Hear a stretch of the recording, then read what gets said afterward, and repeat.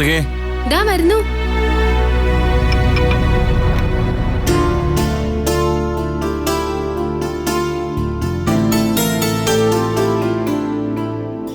എവിടെയായിരുന്നു കാർത്തികേ നീ? വിളിച്ചപ്പോ ഉടൻ വന്നില്ലേ, പിന്നെന്താ? അത്താഴം കിട്ടുമോന്നറിയാനാ വിളിച്ചത്. അതോ വിളമ്പാൻ മറ്റാരുടെയെങ്കിലും അനുവാദം വേണോ? അതെന്താ ഏരിയേട്ടൻ അങ്ങനെ ചോദിച്ചത്? അങ്ങനെയാണല്ലോ ഇപ്പൊ കാര്യങ്ങളുടെ പോക്ക്. അമ്മയെ കഴിക്കാനിരിക്കല്ലേ? ആ, ഞാൻ 2 പഴം കഴിച്ചോളാം, തൽക്കാലം അത് മതി. ആ, നന്ദനയ്ക്കോ? ഇപ്പൊ വേണ്ട കാർത്തികേച്ചി. ഉദയേട്ടൻ വന്നിട്ട് രണ്ടുപേർക്കും കൂടെ ഒരുമിച്ച് കഴിക്കാനായിരിക്കും. അമ്മേ, അമ്മയോട് എനിക്കൊരു കാര്യം സംസാരിക്കാനുണ്ട്. എന്താ യതി? ഇത് ശരിയാവില്ല, എനിക്ക് ബുദ്ധിമുട്ടാണ്. ഇത്രയും നാളിനിടയ്ക്ക് ഇത്തരമൊരു ഇഷ്യൂ ഉണ്ടായിട്ടില്ല. എനിക്ക് വയ്യ എല്ലാവരോടും സമാധാനം പറയാൻ. ടെൻഷൻ കൂടിയിട്ട് വൈകിട്ട് വന്ന് കിടക്കായിരുന്നു ഏരിയേട്ടൻ. കാര്യം എന്താന്ന് വെച്ചാ പറ. നമ്മുടെ കൂടെ നിൽക്കുന്ന എല്ലാ സ്റ്റാഫ് മെമ്പേഴ്സിനെയും ഒരു കുടുംബത്തിലെ അംഗത്തെ പോലെയാണ് ഞാൻ കാണുന്നത്. അങ്ങനെയാണ് ഞാൻ അവരെ ഇതുവരെ ഡീൽ ചെയ്തിട്ടുള്ളത്. അതുകൊണ്ടാ കുന്നത്തൂരെ സ്ഥാപനങ്ങളിൽ ഒരു സ്ട്രൈക്കോ പ്രശ്നങ്ങളോ ഉണ്ടാവാത്തത്. ഇനി ജീവനക്കാരെല്ലാരും കൂടി പണിമുടക്ക് പ്രഖ്യാപിച്ച ഞാൻ ഉത്തരവാദിയല്ല. പണിമുടക്കോ? എവിടെ? നമ്മുടെ ടെക്സ്റ്റൈൽ ഷോപ്പിൽ. എന്തിന്? ഷോറൂം മാനേജർ മഹേഷിനോട് അപമര്യാദയെ പെരുമാറി കൂട്ടത്തിൽ ഒരാളെ ഇൻസൾട്ട് ചെയ്താൽ തൊഴിലാളികൾ സഹിക്കോ? അല്ല, ആര് അപമര്യാദ കാണിച്ചു എന്ന് നീ പറയുന്നത്? ഈ നിൽക്കുന്ന ആളോട് തന്നെ ചോദിക്കേ. ഞാൻ മര്യാദ വിട്ട് ഒരാളോടും പെരുമാറിയിട്ടില്ലമ്മേ. മഹേഷ് എന്നോട് ഡീറ്റെയിൽസ് എല്ലാം പറഞ്ഞു. അതെന്താണെന്ന് ഞാനൊന്ന് കേക്കട്ടെ. നന്ദനോട് തന്നെ ചോദിക്കേ, പറയും. ഇപ്പൊ പരാതിയും കൊണ്ട് വന്നത് നീ തന്നെയല്ലേ? അപ്പൊ നീ തന്നെ പറ, എന്താ പ്രശ്നമെന്ന്. മഹേഷ് അയാളുടെ ക്യാബിനിലിരുന്ന് മര്യാദയ്ക്ക് ജോലി ചെയ്യായിരുന്നു. അപ്പോഴാണ് മാഡത്തിന്റെ മിന്നൽ സന്ദർശനമല്ല, മിന്നൽ പരിശോധന. അത് ഞാൻ നിക്ക്, ഞാൻ പറഞ്ഞു തീരട്ടെ. നന്ദനെ കണ്ട് മഹേഷ് വിഷ് ചെയ്തു, എന്നിട്ട് ജോലിയിൽ ശ്രദ്ധിച്ചു. ഞാൻ അങ്ങനെയാണ് അയാളെ ട്രെയിൻ ചെയ്തിരിക്കുന്നത്. ആര് വന്നു എന്ന് പറഞ്ഞാലും ഡ്യൂട്ടിയിൽ ഉഴപ്പാൻ പാടില്ല. ഏൽപ്പിച്ചിരിക്കുന്ന ജോലിക്കാണ് ഫസ്റ്റ് പ്രിഫറൻസ്. ഇപ്പൊ എന്തുണ്ടായിന്ന് പറ. നന്ദന ചെന്നപ്പോഴേ മഹേഷ് എഴുന്നേറ്റ് നിന്ന് വണങ്ങിയില്ല. അപ്പൊ ഇയാളെന്താ ചെയ്തതെന്നറിയോ? എഴുന്നേക്കടാ സീറ്റിൽ നിന്നൊരു ഷൗട്ടിങ്. പോരാത്തതിന് മഹേഷിനെ അടിക്കാൻ കൈ ഓങ്ങുകയും ചെയ്തു. അങ്ങനെയൊന്നും സംഭവിച്ചിട്ടില്ല. അതയാൾ യതിയേട്ടനെ നുണ പറഞ്ഞ് വിശ്വസിപ്പിച്ചതാ. മഹേഷ് മാത്രമല്ല, കണ്ടു നിന്നവരും അത് തന്നെ പറഞ്ഞത്. സാക്ഷികളുണ്ടേ. അതിന് ക്യാബിനിലപ്പം മാനേജർ മാത്രമേ ഉണ്ടായിരുന്നുള്ളല്ലോ. അതിനല്ലേ ക്യാമറ വെച്ചിരിക്കുന്നത്. CCTV-യിൽ കണ്ടെന്ന് യതിയേട്ടൻ പറഞ്ഞല്ലോ. അതെ. എങ്കിൽ അത് പരിശോധിച്ച് സംഭവിച്ചത് എന്താണെന്നറിയാലോ.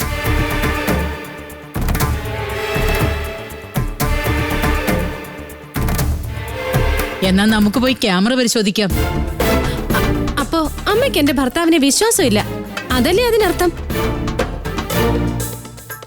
എനിക്ക് കാർത്തികയും നിന്റെ ഭർത്താവിനെയും വിശ്വാസമാ. നിങ്ങൾക്ക് നിങ്ങളെ തന്നെ വിശ്വാസം ഉണ്ടോന്ന് എനിക്ക് സംശയം.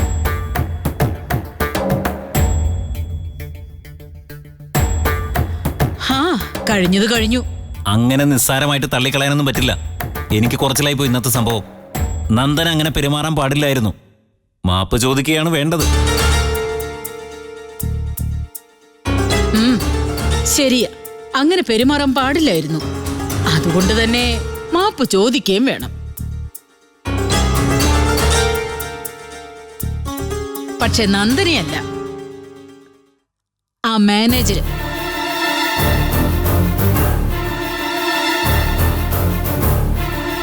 മഹേഷിനോട് ഞാൻ സംസാരിക്കാം.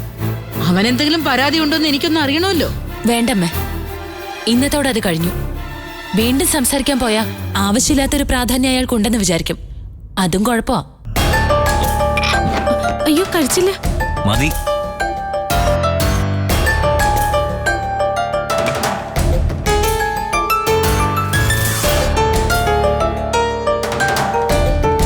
കാർത്തികേ,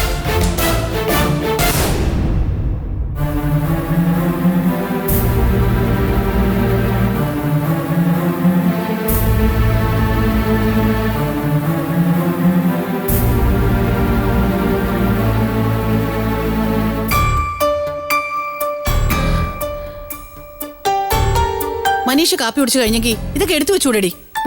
ഇതുവരെ കാപ്പി കുടിച്ചില്ല. പിന്നെ എന്തെടുക്കും അവൻ? കുളി കഴിഞ്ഞിറങ്ങിയില്ല. ഹോ, ഉച്ചവരെ കിടന്ന് ഉറങ്ങിക്കോളും. പലതവണ വിളിച്ചാലോ ഒന്ന് തല പൊക്കുന്നേ. പിന്നെ 1.5 മണിക്കൂർ കുളിയും തേവാരും. കട നടത്തുക പോലും. രാവിലെ 9:30 കട തുറക്കാൻ ആള് വരുമേ. ഓ, മുതലാളി അതിന് ജോലിക്കാരെ ഏർപ്പാടാക്കി വെച്ചിരിക്കല്ലേ. 9:30 കട തുറക്കും പോലും. എന്നെ കൂടെ പറയിപ്പിക്കല്ലേ നീ? ഒരു ചായ കിട്ടോ? കഴിക്കാനുള്ളത് എടുത്തു വെച്ചിട്ടുണ്ട് മനീഷേട്ടാ. ആ വേണ്ട. അതെന്താ ഒരു വേണ്ടായിക? നേരത്തെ ഉണ്ടാക്കി വെച്ചതല്ലേ, എല്ലാം തണുത്ത് കാണും. എങ്കിൽ ഞാൻ ദോശ ഇട്ട് തരാം. ഇനി എന്തെടുത്ത് വെച്ചിട്ട് നീ ദോശ ഉണ്ടാക്കും? മാവൊന്നും ഇരിപ്പില്ല. എനിക്കൊന്നും വേണ്ട. അവിടെ നിക്കടാ. നിക്കവിടെ. എനിക്കിനി ഇന്ന് ഈ വീട്ടിൽ നിന്ന് കാപ്പി വേണ്ട. നീ കാപ്പി കുടിക്കണ്ട. മറ്റൊരു കാര്യം പറയാനാ. നിന്റെ കാര്യങ്ങളോ നീ നോക്കുന്നില്ല. കച്ചവടമാണെങ്കിൽ സർവത്ര ഉഴപ്പും. അമ്പിളി നിന്റെ ഇളയ പെങ്ങളല്ലേ? ആ, ആർക്കറിയാം. അവളുടെ ഒരു വിവരം ഇല്ലാഞ്ഞിട്ട് എത്ര ദിവസമായി? പോലീസ് സ്റ്റേഷനിൽ പരാതി കൊടുത്തിട്ടില്ലേ? പിന്നെന്താ? അതോടെ കഴിഞ്ഞോ നിന്റെ ഉത്തരവാദിത്തം? പോലീസ് സ്റ്റേഷൻ വരെ ചെന്ന് അത് എന്തായെന്നൊന്ന് അന്വേഷിച്ചൂടെ? പ്രത്യേകിച്ച് എന്തന്വേഷിക്കാനാ?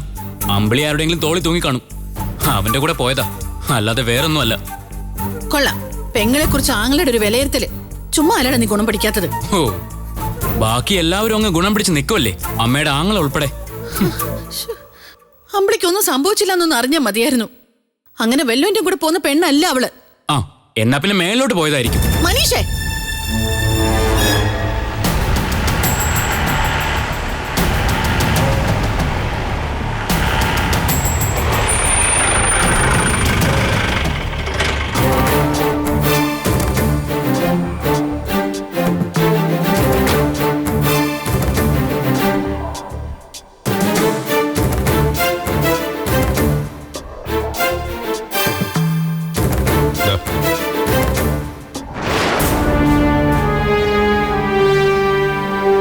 എന്താ സാറേ? നിങ്ങളുടെ മോള് മിസ്സിംഗ് ആണെന്ന് സ്റ്റേഷനിൽ അറിയിച്ചിരുന്നില്ലേ? അതെ. ആ കുട്ടിയെ കുറിച്ച് എന്തെങ്കിലും വിവരം കിട്ടിയോ? ഇല്ല സാറേ, ഞാൻ ആ വിവരം ഇവിടെ പറയായിരുന്നു. ഇപ്പോ ഇവിടെ നിന്ന് പറഞ്ഞിട്ട് എന്താ കാര്യം? സ്റ്റേഷനിൽ ഒന്ന് അന്വേഷിക്കണ്ടേ? അമ്പിളി 18 വയസ്സല്ലേ? അതെ. എത്രയായിരുന്നു അയാളുടെ ഉയരം? 5 അടി. 5 അടി തികയില്ല. 147 സെന്റിമീറ്റർ ആണ് സാർ. അപ്പൊ 5 അടി വരില്ല. എന്താ സാറേ, അമ്പിളിയെ കണ്ടു കിട്ടിയോ? ചുരുണ്ട മുടിയാണോ? അത്രയ്ക്ക് ചുരുണ്ടിട്ടല്ല, എന്നാ കോലമുടിയല്ല. നിറമോ? ഇരുനിറമാണ്. വെയിറ്റ് എത്ര ഉണ്ടെന്ന് അറിയോ? കൃത്യമായിട്ട് അറിഞ്ഞൂടാ സർ. ഏകദേശം എത്ര കാണും മനീഷ്? ഒരു 55 കിലോ കാണുമായിരിക്കും. എന്താ സർ പ്രശ്നം? അമ്പിളി എവിടെയുണ്ട്? അവൾക്ക് എന്തെങ്കിലും പറ്റിയോ? നിങ്ങൾ ആരെങ്കിലും ഒന്ന് എന്റെ കൂടെ വരണം. ജീപ്പിൽ പോവാം. ഒരു ഐഡന്റിഫിക്കേഷൻ വേണ്ടിയാ. എന്തിന്റെ? ഒരു പെൺകുട്ടിയുടെ ബോഡി കണ്ടെത്തിയിട്ടുണ്ട്.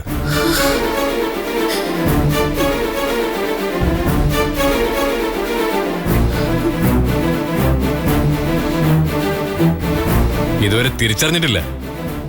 ലക്ഷണങ്ങളൊക്കെ വെച്ച് നോക്കിയിട്ട് എന്തായാലും നിങ്ങളൊന്ന് വരണം. ഇല്ല സാറേ, അതെന്റെ മോളല്ല. ബാംഗ്ലൂര് പഠിക്കാൻ പോയത് അമ്പിളി. പിന്നെങ്ങനെ ഇവിടെ? അത് മറ്റാരും ആണ്. ആയിരിക്കാം, പക്ഷെ അത് കണ്ട് ഉറപ്പാക്കേണ്ടത് നിങ്ങളാ. പിന്നെ ബാംഗ്ലൂരിൽ പഠിക്കാൻ പോയ കാര്യം, ഇതിനിടയ്ക്ക് നിങ്ങളുടെ മോള് നാട്ടിൽ വന്നില്ല എന്നെന്താ ഉറപ്പ്? ഇല്ല, അവളടുത്തെങ്ങും വീട്ടിൽ വന്നിട്ടില്ല. വീട്ടിലല്ല, നാട്ടിലെന്നാ ഞാൻ പറഞ്ഞത്. അങ്ങനെ ചില സൂചനകളൊക്കെ എനിക്ക് കിട്ടിയിട്ടുണ്ട്.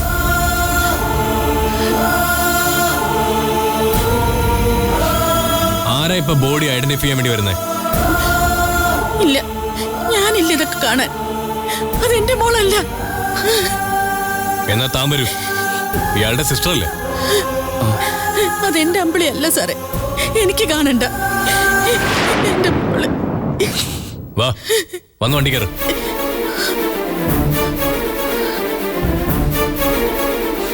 വാ.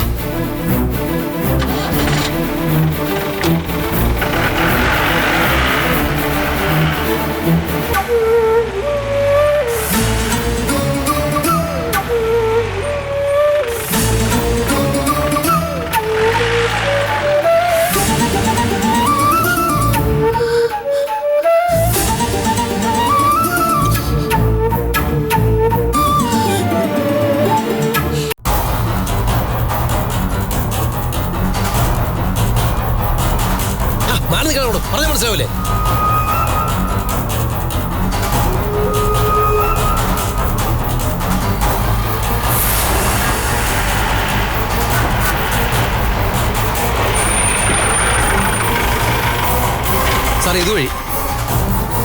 ആ ഒന്ന് മാറിക്കേ. ഇത് അവിടെയാണ് സാർ. ഇതാ അവിടെ. പാടോ.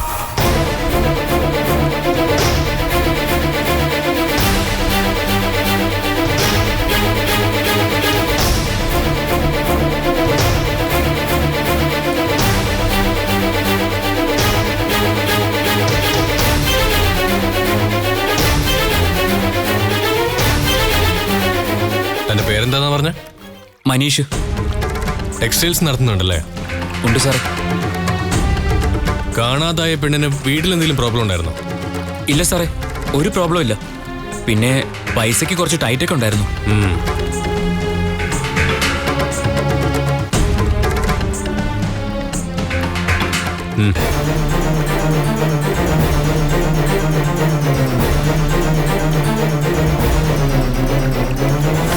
എങ്ങോട്ടാ മാറിക്കണ അവിടെ? ആ തുണി നീക്കേ. സിസ്റ്ററിന്റെ ബോഡിയാണെന്ന് ശരിക്കും നോക്ക്.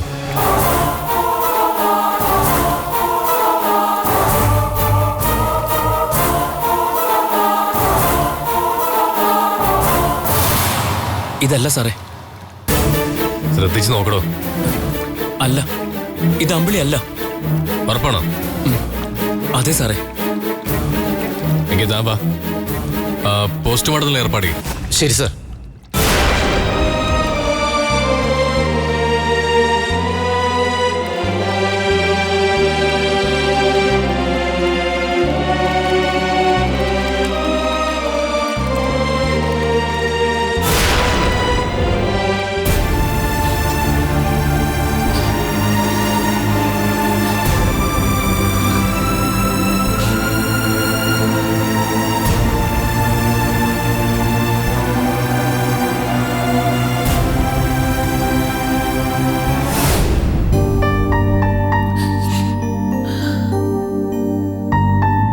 മനീഷേട്ടൻ വിളിച്ചോ അമ്മേ? നീ ഇവിടെ ഉണ്ടായിരുന്നല്ലേ? വിളിച്ചോ? നീ കേട്ടോ? അങ്ങോട്ട് വിളിച്ചിട്ട് അവൻ ഫോണും എടുക്കുന്നില്ല. എന്തെങ്കിലും കുഴപ്പം കാണോ? അതായിരിക്കും. ഞാനും പോയാൽ മതിയായിരുന്നു അവന്റെ കൂടെ. നോക്കി നിൽക്കാതെ പോയി ഫോൺ എടുക്ക്.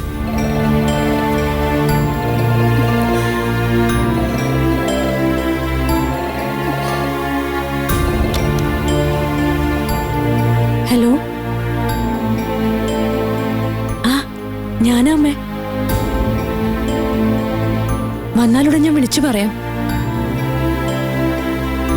ആ ഇവിടെ ഉണ്ട്. ശരി.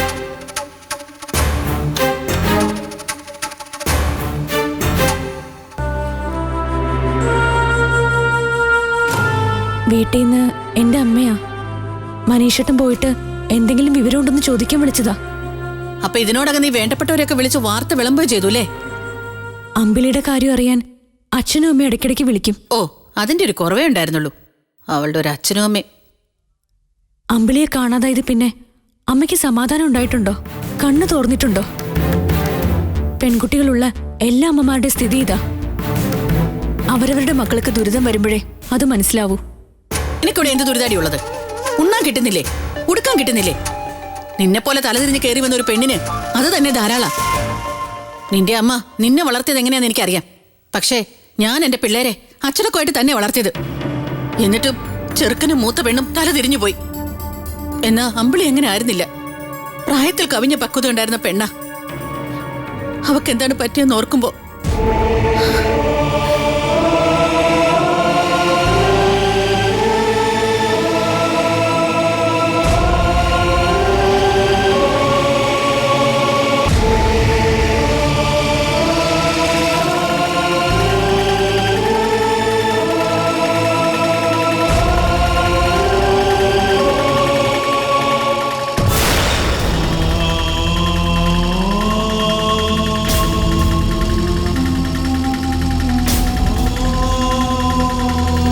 പോയിട്ട് എന്തായടാ?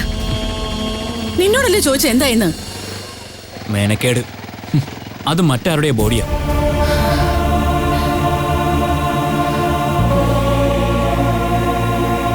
ഈശ്വര, ഉള്ളതാണോടാ? ഓ ഈശ്വര. മഹേഷേട്ടൻ അടുത്തേന്ന് നോക്കിയോ? അടുത്ത് തന്നെ എന്താ ശവം എന്നെ കടിക്കോ? അമ്പിളി അല്ലെന്ന് പറഞ്ഞില്ലേ?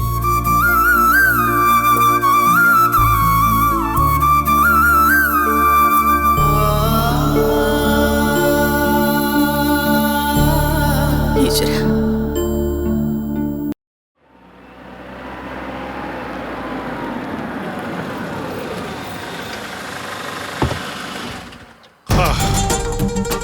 ഓ എന്റെ വടക്കും ദാദാ. യതീന്ദ്ര. ആ പ്രതാപേട്ടാ, ഞാനൊന്ന് കാണണമെന്ന് വിചാരിച്ചിരിക്കായിരുന്നു. ഞാനിവിടെ നിൽക്കല്ലേ, ഇഷ്ടംമാതിരി കണ്ടടാ. പ്രതാപേട്ടനൊന്ന് വന്നേ. ഏയ്, ഇങ്ങ് വന്നേ. എന്താ ചക്ക പ്രശ്നം? എന്തെങ്കിലും എമർജൻസി ഒന്ന് ഉണ്ടോ? സമാധാനപ്പെട്, കുറച്ച് കാര്യങ്ങളുണ്ട്, ഞാൻ പറയാം. പറയേ. കാർത്തികയും ഞാനും അന്നേ പറഞ്ഞതല്ലേ ഉദയേട്ടനെ കല്യാണം കഴിപ്പിക്കണ്ടെന്ന്. ആകെ പ്രശ്നമാ. അവനെന്തെങ്കിലും കുഴപ്പമുണ്ടോ? ഉദയേട്ടനല്ല, അവള് ആ നന്ദന. എന്താ അവൾക്ക് സൂക്കട്? ആകെ പ്രോബ്ലം ആണെന്നേ. ഇവിടെ എത്തിയ ദിവസം തന്നെ നന്ദന അമ്മയുടെ ആളായിട്ടങ്ങ് മാറി. അപ്പോഴേ അപകടം മണത്തതാ ഞങ്ങൾക്ക്. അത്രേ ഉള്ളൂ. അവൾ അമ്മായിയുടെ സ്വന്തം ആളായിട്ട് നിന്നോട്ടെ. നിങ്ങൾ എന്തിനാ അതൊക്കെ മൈൻഡ് ചെയ്യാൻ പോണത്? അതുകൊണ്ട് തീർന്നില്ല. നന്ദനയുടെ ഇപ്പോഴത്തെ പ്രധാന പരിപാടി എന്താണെന്നറിയാമോ പ്രതാപേട്ടന്? എന്താ? ഇവിടുത്തെ ടെക്സ്റ്റൈൽസിൽ പോകുന്നു, ടൂറിസ്റ്റ് ഹോമിൽ പോകുന്നു, ഓഫീസിൽ കയറി ഇറങ്ങുന്നു. അപ്പൊ പഴയ പരിപാടി തന്നെ, വായി നോട്ടം. അല്ല, കുന്നത്തൂർ കോവിലകത്തെ സകല ബിസിനസ്സിലും കയറി ഇടപെടുകയാ. ഓൾ ഇൻ ഓൾ ആവാനുള്ള ഒരു ശ്രമം. സത്യമാണോ നീ പറയുന്നത്? അതല്ലേ പ്രശ്നമാണെന്ന് ഞാൻ ചേട്ടനോട് നേരത്തെ പറഞ്ഞത്. ഇതിന് മുൻകൈ എടുത്തതും നന്ദനെ എല്ലായിടത്തും ഇൻട്രൊഡ്യൂസ് ചെയ്തതും അമ്മയാണ്. അതെയോ? പ്രതാപേട്ടന് അറിയാലോ, കാർത്തികയുടെ ഒരു ബ്രദറിന് ടൗണിൽ നിന്ന് മാറിയിട്ടൊരു തുണിക്കടയുള്ള കാര്യം. ചെറിയ തോതിലൊരു ബിസിനസ്. അറിയാം.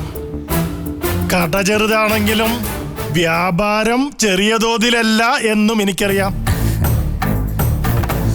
കുന്നത്തൂർ ടെക്സ്റ്റൈൽസിലെ ചില തുണിത്തരങ്ങൾ മഹാതരികടയായ നിന്റെ അളിയൻ നിങ്ങളുടെ കടയിലേക്ക് കടത്തുന്നതും ഈ പ്രതാപേട്ടനറിയാം.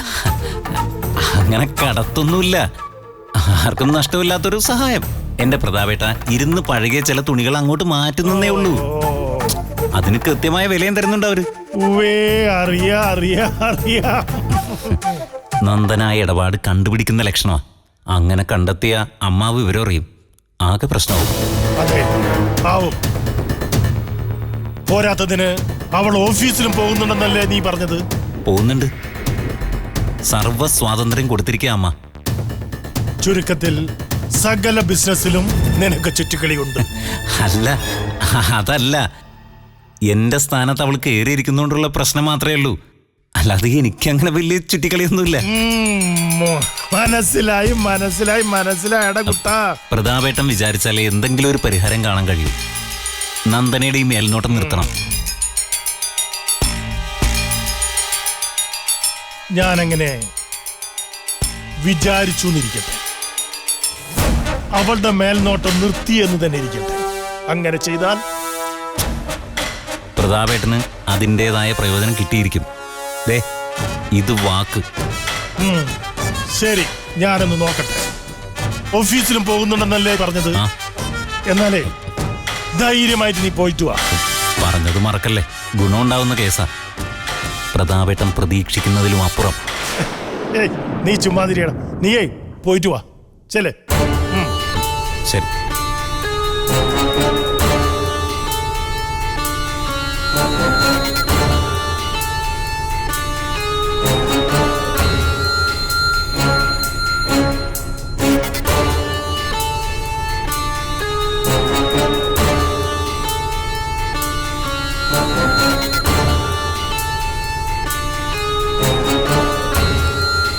അമ്മായി, വസുന്ധര അമ്മായി ദാ വരുന്നു. ഞാൻ വിചാരിച്ചു അമ്മായി പകലുറക്കായിരിക്കും. ഞാനോ? പകലുറങ്ങാന്നുള്ളൊരു പരിപാടി പണ്ടേ എനിക്കില്ല. അപ്പുറത്ത് കുറച്ച് പണിയുണ്ടായിരുന്നേ. ഗടാഗടികത്തിമാരായ രണ്ട് മരുമക്കളുള്ളപ്പോ അമ്മായി എന്തിനാ വീട്ടിൽ ജോലി നോക്കുന്നത്? ആ പെണ്ണുങ്ങൾ ചെയ്യട്ടേനെ. അമ്മായി ഓരോന്ന് ഇങ്ങനെ പറഞ്ഞു ചെയ്യിച്ചാ മതി. അങ്ങനെ മരുമക്കളെ കൊണ്ട് പണിയെടുപ്പിക്കുന്ന ഒരു അമ്മായിമ്മയായിട്ടാണോ പ്രതാപൻ എന്നെ കണ്ടിരിക്കുന്നത്? ഞാൻ ഒരു ഭംഗി വാക്ക് പറഞ്ഞതല്ലേ അമ്മായി. ഒരിക്കലും എന്റെ അമ്മായി അങ്ങനെ ചെയ്യില്ല എന്ന് എനിക്കറിയാം. അതുകൊണ്ടല്ലേ എന്റെ വിദ്യാഭാരതിയുടെ മോളെ ധൈര്യമായിട്ട് ഞാൻ അമ്മായിക്ക് തന്നത്. ആട്ടെ, ഇവിടെ കാർത്തികയും നന്ദന മരുമകളും.